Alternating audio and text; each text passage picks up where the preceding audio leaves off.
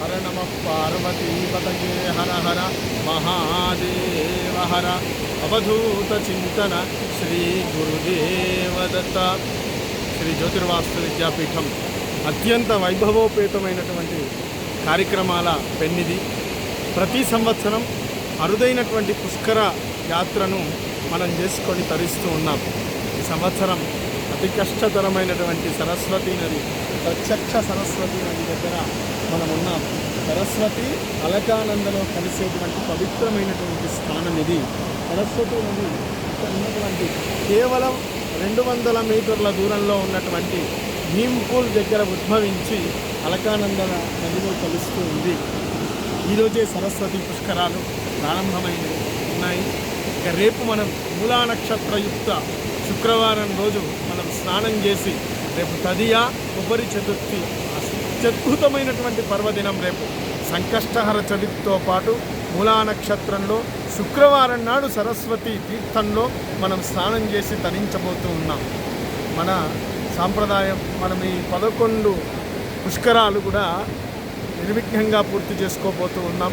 11వ పుష్కరాన్ని కూడా ఉదయమే మనం సూర్యోదయాత్తు స్నానం చేయడం జరుగుతుంది, ప్రతి పుష్కర స్నానం. అట్లనే రేపు కూడా, ఎందుకంటే ఇక్కడ చలి అయినటువంటి స్థలం కాబట్టి నేను 9 గంటలకు నిర్ణయం చేశాను.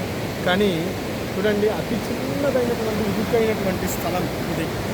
ఎన్నో భక్తులు ఇప్పటికే ఇంకా క్యూ లైన్లలో ఉన్నారు.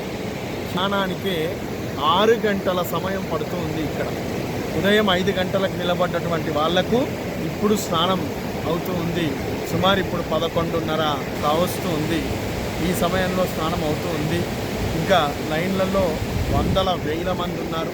ఇరుకైనటువంటి దారి మానా కాబట్టి మనం ఎట్టి పరిస్థితులలో 4:30 వరకు మానా గేట్ వద్దకు రావాల్సిందిగా, అమ్మవారితో పాటు మనం చక్కని భజనల చేత ఈ సంగమంలో మనం రేపు స్నానం చేయబోతూ ఉన్నాం. చక్కగా ఇక్కడ పోలీస్ శాఖ కూడా మనకు సమయం ఇవ్వడం జరిగి ఉంది.